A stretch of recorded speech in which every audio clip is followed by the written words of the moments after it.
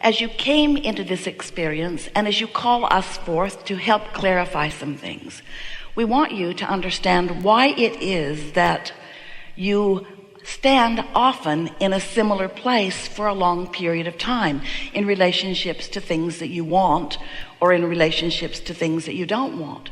We want you to understand that your attention to a subject is a practicing of a vibration of it, and that when you give your attention to something for just a little while and then you return to that again and again and again, as you continue to think a thought, wanted or unwanted, about something or someone or about yourself, you develop beliefs. A belief is only a thought that you continue to think, that represent a very strong part of your point of attraction that you just can't get around. In other words, the universe is delivering to you all day, every day, evidence of what you think. Well, now many would say, well, then that's good, because what I believe is true. In the early days when Esther began receiving us, she was very excited about the idea of now being able to sort out what was true and what was not true. And we said to her, Esther, it would be better if you would realize that when you believe something, whether it is wanted or not, it's only a practice thought that will keep proving itself to you. So the proof is because of the attention to it, not because there's some greater consciousness or greater good who is in agreement with this. There are all kinds of things that are true that you do not want to live and don't need to live. But your attention to these things that you pronounce as truth and therefore worthy of my undivided attention holds you in holding patterns that you need not be in.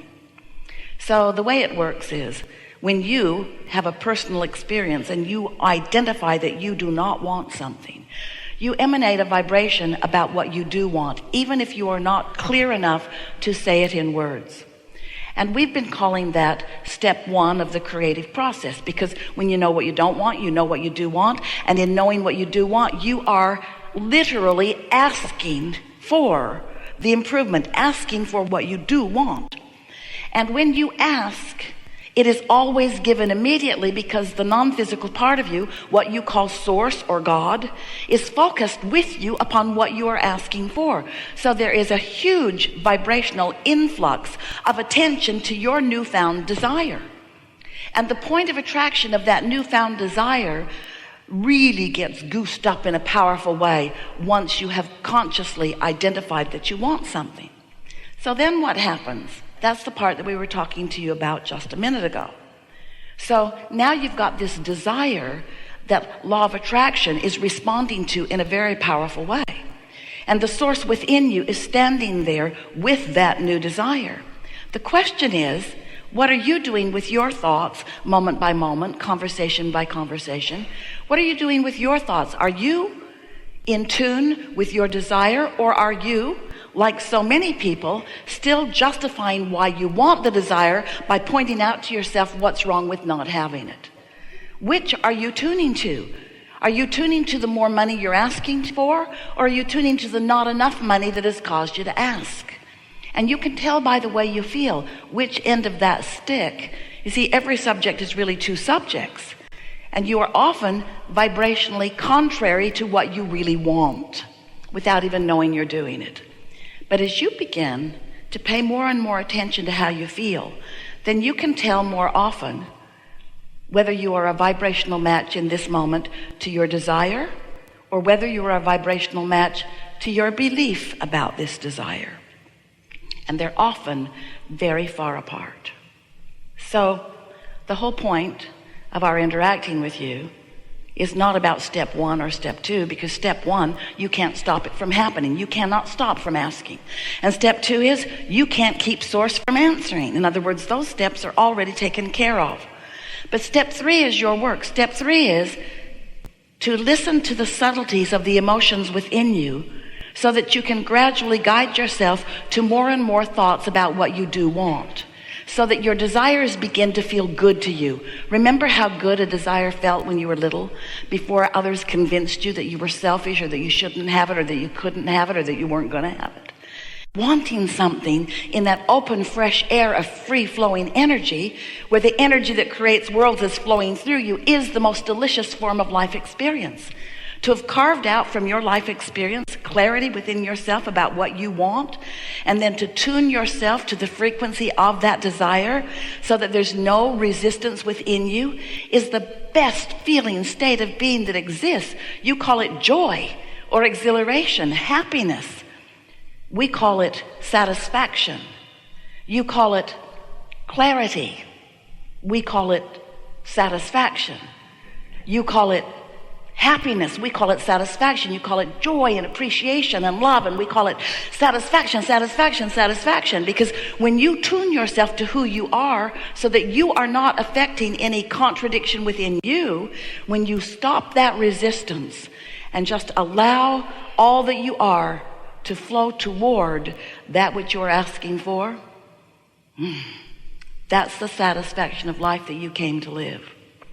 Often you say, I came to be of value to others, and we say, we know you came for that satisfaction. I came to uplift others. We know you came for that satisfaction. I came to help others. Yes, for that satisfaction. Sometimes we are accused of teaching you selfishness, and we say, it's true, we do. Because if you are not selfish enough to really care, in fact, nearly to only care about how you feel, then you will not figure out the subtleties of these energies, and you will not tune yourself to the wholeness of who you are. And you will, by default, not meaning to, you will practice a lot of vibrational resistance, and you will work against yourself day after day. Imagine that you are a train on a very flat plot of ground, and that life shows you that you want something, and that's like putting a strong engine going in the direction of your desire. But then when you think about your desire, you realize that you haven't accomplished it yet, or you remember that you haven't, or you think that you don't know anyone that really has, or you remember something that somebody told you about how you're not very good at that. And then you put an engine equal in power going in the other direction.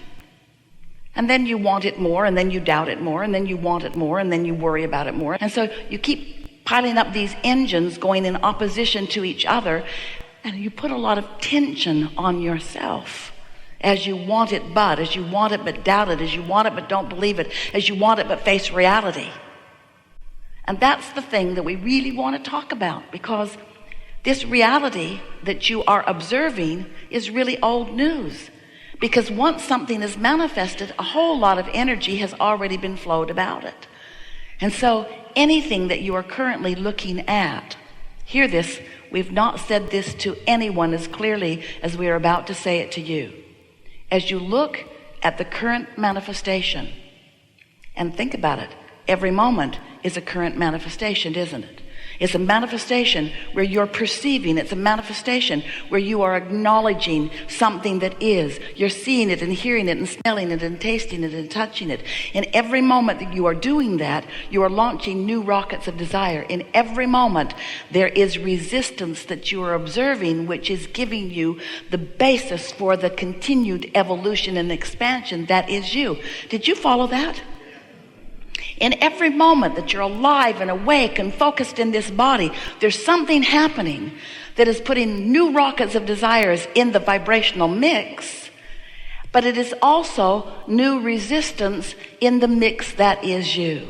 So just being alive and in this body makes you prone, and we love you so much for this very thing, prone to dealing with resistance. You just can't help it. It's a good thing, not a bad thing. It's the platform from which desires are born. You knew it when you decided to come. You can't get out of it. Stop trying. It's just the way that it is.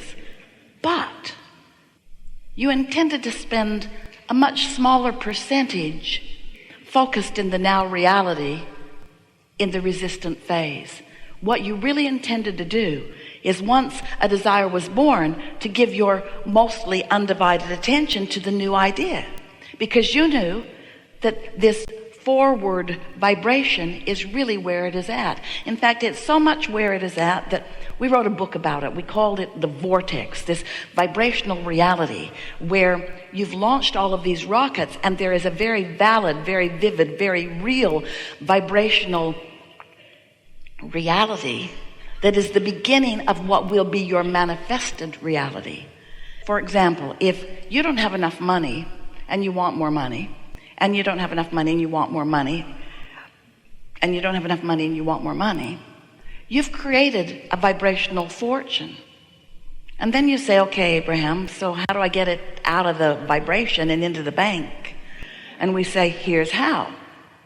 You tune to the vibrational frequency of the currency rather than to the vibration of the not enoughness that you may be living.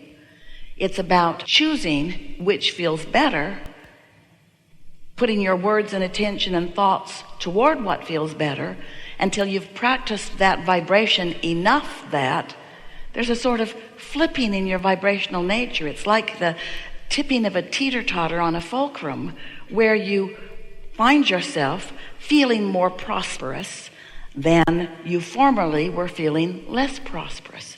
And when that feeling shifts within you, you can know that your point of attraction has too. And then the manifestations that you begin walking into have more of the things that you want. Have you ever wondered how it is that things get here? There's no pipelines trucking them in, no spaceships zooming in and dropping off new contraptions. There's consciousness, and there's attention to subjects. And we've been saying to you for a long time that if this time-space reality has the wherewithal to inspire a desire within you, that it has the wherewithal to deliver the complete goods, which means if this time-space reality can bring a question to you, it has the ability to bring the answer. And the answer is such a satisfying manifestation. If this time-space reality has the wherewithal to present a problem to you, or a lack to you, or a need to you, it has the capacity to bring you the solution. But you've got to find a way to tune to the solution, and you cannot tune to the solution while you're still tuned to the problem. And that really is what we want to talk about mostly today. How is it that this vibrational reality that is vivid, we know you cannot see it, but you can sense it. But as we said earlier, it is subtle. You have to tune yourself to understand the subtleties of it. But once you hone in on it, then you will have control of your turning thoughts to things. Because these vibrations will turn to thoughts, and these thoughts will turn to things, and these things will be your new manifestation. It's always been that way. It will always be that way. Most people do not understand that, and therefore most people just keep objectively observing the pros and the cons and the pluses and the minuses of what is, never having any real understanding that they are creating reality all the time, creating a reality that for the most part they are very slow to tune into, and therefore are very slow to personally realize. We want you to feel and to utilize deliberately the leverage of alignment. We want you to understand how it is that thoughts turn to things. We want you to be in the receiving mode so that you can be the receiver of the vibration and be right there consciously aware when the vibration bursts into an idea in your mind, and you understood that you were standing in an attitude of non-resistance, and therefore you were in the receiving mode, and therefore what you were asking for that's been being delivered to you by your inner being and by this vortex and by law of attraction that you haven't been hearing because you haven't been on the vibrational frequency.